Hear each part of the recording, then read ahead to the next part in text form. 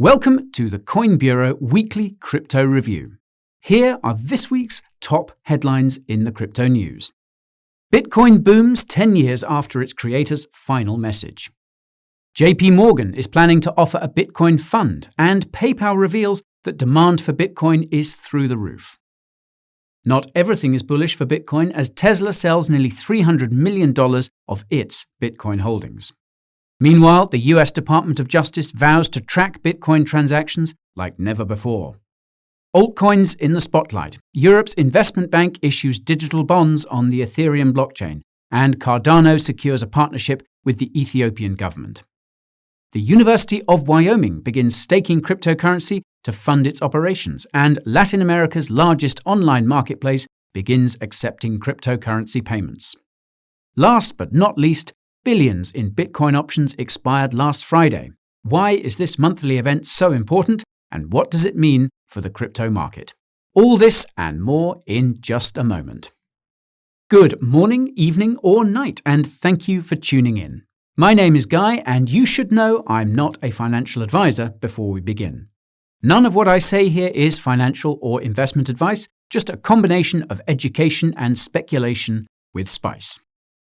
And now for today's top stories. On April 26, 2011, Satoshi Nakamoto sent out his last message to fellow Bitcoin developer Gavin Andresen. It read, quote, "I wish you wouldn't keep talking about me as a mysterious, shadowy figure. The press just turns that into a pirate currency angle.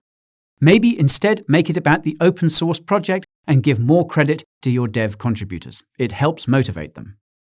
Some believe that Satoshi's disappearance may be due to the reply he received to this message from Gavin, who told Satoshi that he had been invited by the CIA to speak about Bitcoin at an event. There are, of course, multiple other theories that I've discussed at length in my videos about Satoshi Nakamoto, and those are in the description for you to watch later. The 10-year anniversary of this event happened to coincide with Bitcoin's recovery from its recent dip. Bitcoin's short-term trend reversal comes on the heels of the news that America's largest bank is looking to offer Bitcoin investments to its qualified investors. JP Morgan has historically been hostile to cryptocurrencies, with CEO Jamie Dimon threatening to fire any JP Morgan traders who dared to touch Bitcoin in 2017. This is understandable, given that the whole purpose of cryptocurrency is to replace the corrupt and custodial financial system of which JP Morgan is a part. Many of JP Morgan's own clients see the value in Bitcoin's proposition, and top executives at the bank had noticed that their demand for Bitcoin was beginning to rise back in February. Big brother banks Goldman Sachs and Morgan Stanley have already announced that they are looking to offer cryptocurrency investments to their clients. The latter intends to use the Grayscale Bitcoin Trust. No timeline has been set for when JP Morgan will be making a Bitcoin product available to its accredited investors, but it appears that this investment will be more direct as NYDIG is noted as the custodian.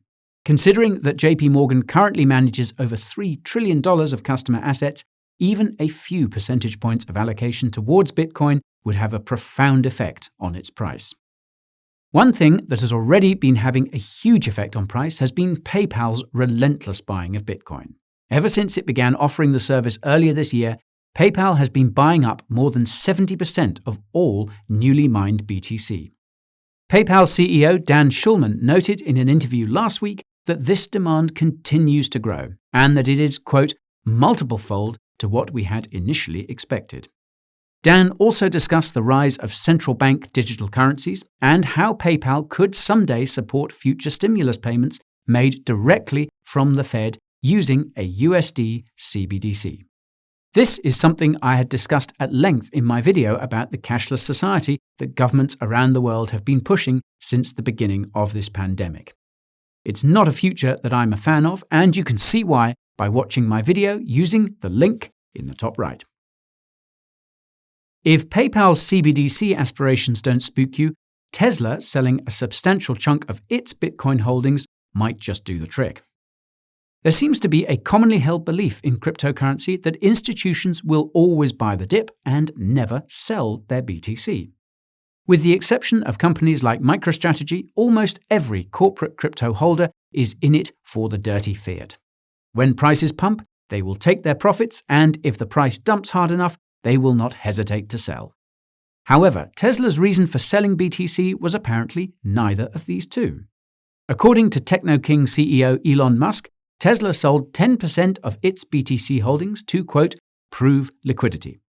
In plain English, they wanted to prove to themselves and to shareholders that they can easily convert large amounts of BTC into cash. The Doge father claims that he has not sold any of his Bitcoin holdings, though this can't be known for certain since nobody knows Elon's Bitcoin wallet address. Something tells me that the Department of Justice might know, though.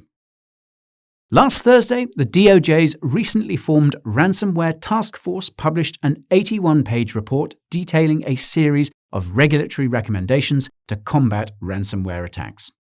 Naturally, cryptocurrencies were front and center, given that the majority of ransomware payments are made in Bitcoin. The report calls for global cooperation on enforcing KYC and AML rules on all cryptocurrency-related services and a ban on Bitcoin mixers. Oddly enough, there was almost no emphasis placed on privacy coins, which the report argues are, quote, not as liquid and therefore impractical as a form of payment for ransomware attacks. Critics of the report argue that the focus should be improving cybersecurity, which is really the root cause of ransomware attacks. This is especially relevant criticism given the Ransomware Taskforce consists of not just the DOJ, but tech giants like Amazon, Cisco, Microsoft, and even McAfee, which specializes in cybersecurity. Although the report has not garnered much attention for the time being, some of the recommendations may be put into place if ransomware attacks continue to rise. To me, this seems like nothing more than an attempt to put the lid on Bitcoin, which has seen exponential growth in both retail and institutional adoption over the last quarter. You can learn more about that by watching my recent video about CoinGecko's cryptocurrency report, and you know where to find the link. Governments also seem to be inching closer towards using public cryptocurrency blockchains as part of their infrastructure. The European Investment Bank announced last week that it sold a €100 million bond on the Ethereum blockchain. The bond was purchased by 3 megabanks, including Goldman Sachs, and will be settled on the 28th of April 2023. A few days later, the Bank of France said that the digital bond was a test for the upcoming digital euro, which is tentatively set to go live in 2028. This suggests that European authorities may be looking to launch their CBDC on the Ethereum blockchain, though it's likely they'll use a permissioned clone of Ethereum such as Quorum. This news is believed to be the primary driver behind Ethereum's recent spike, which saw it wick up to just below $3,000. Ethereum competitor Cardano has also secured a significant public sector partnership with the Ethiopian government. Cardano's Atala Prism Enterprise Digital Identity Solution will be rolled out in over 3,500 Ethiopian schools to store the educational performance of over 5 million students. Cardano has also secured a telecoms partnership with the Tanzanian government, something which was revealed during its much-anticipated Cardano Africa event, which took place last week. According to Cardano founder Charles Hoskinson, decentralized identity management is the bedrock required for full-scale cryptocurrency adoption in developing countries. Cardano is working on similar partnerships in South Africa, Rwanda, and Uganda. Unfortunately, none of these partnership announcements have had a noticeable impact on the price of ADA, and this may be because ADA does not appear to play a part in them. This is because the Atala Prism is more of a second layer that leverages the Cardano blockchain and is not built on the Cardano blockchain per se. Still, there's no question that these partnerships are some of the most significant we've seen in cryptocurrency to date. Governments aren't the only public institutions leveraging cryptocurrencies either. The University of Wyoming has allocated $4 million to cryptocurrency staking. Internal documentation reveals that they're looking to stake 3 different cryptocurrencies, though it does not mention which ones. Given Cardano's close relationship with the University of Wyoming, it is likely that ADA will be one of the cryptocurrencies that they'll be staking. The university is hoping to rake in $4 million profit from its various staking pools, and all additional funds will go towards supporting blockchain programs at other universities and colleges in the state. Wyoming has become a crypto-friendly state in recent years, establishing 2 crypto banks in 2020 and recently giving decentralized autonomous organizations legal status as limited liability companies. Cryptocurrency adoption is also increasing in the private sector, with Mercado Libre adding support for cryptocurrency payments. You can now buy over 75 real estate properties in Argentina using Bitcoin. With a market cap of roughly $80 billion, Mercado Libre is the second largest company in South America. The move is not that surprising, given that CEO Marcos Galperin had previously remarked that Bitcoin is a better store of value than gold. Argentina's inflation has also been off the charts in recent years, with the Argentinian peso losing 40% of its value in 2020. While Mercado Libre's Bitcoin payments are limited to real estate for the moment, many are speculating that it will soon be enabled for other goods and services in its massive online marketplace. Speaking of Bitcoin, billions in options expired last Friday, which seems to have shaken the market. For those unfamiliar, options give you the right but not the obligation to buy or sell an asset at a certain price by a certain date. In the context of Bitcoin, you could buy an option to sell 1 BTC for 55k at the end of the month. The reason why you would do this is because you think BTC is going to be worth less than 55k by that time. If the price of BTC is, say, 45k at the end of the month, you will be able to sell it for 55k because of the options contract.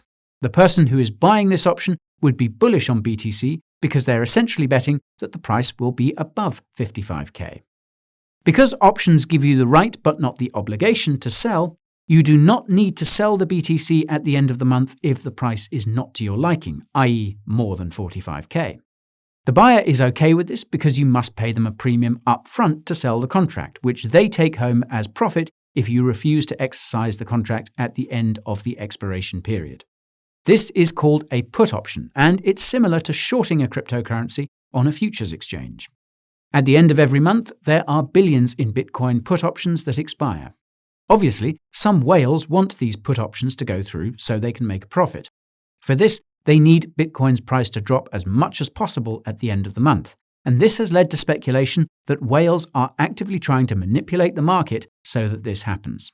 As you can see here, Bitcoin's price action over the last few months seems to suggest that there is some manipulation afoot.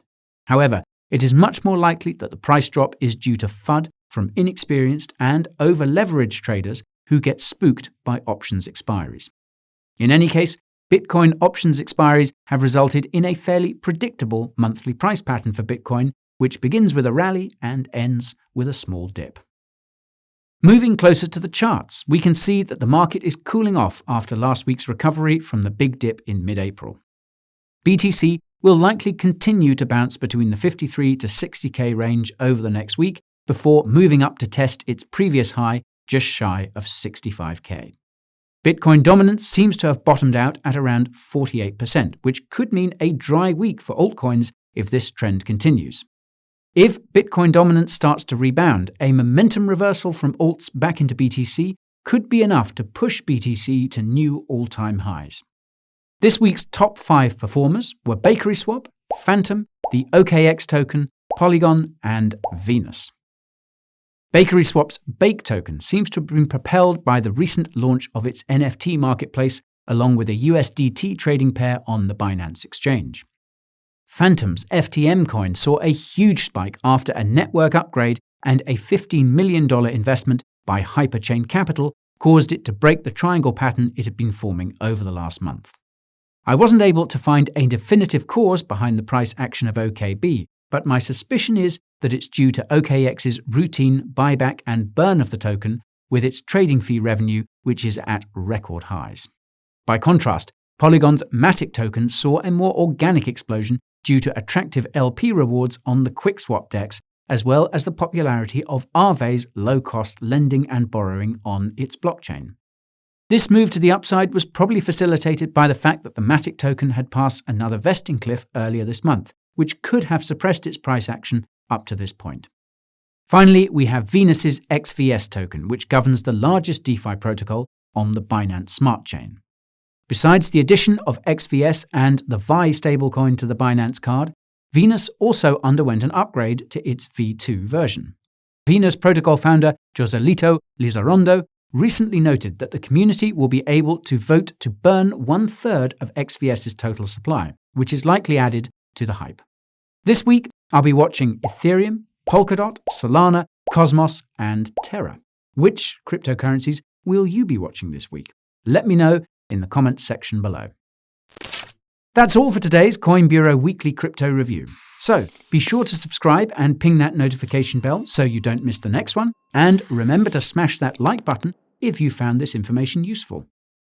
In the meantime, you can follow me on TikTok, Twitter, Instagram, and join my Telegram channel for daily updates about news like this and what it means for the crypto market in real time. My weekly newsletter gives you a deeper dive into these topics and more, and you even get to see what's in my personal crypto portfolio. Oh, and if you want to help support this newsroom, pop on over to the Coin Bureau merch store. There are numerous designs there that can dial up your crypto swag to a whole other level. Links to my merch store, as well as my socials and weekly newsletter, are in the video description. Thank you for watching, and I'll see you in a jiffy. This is Guy, signing off.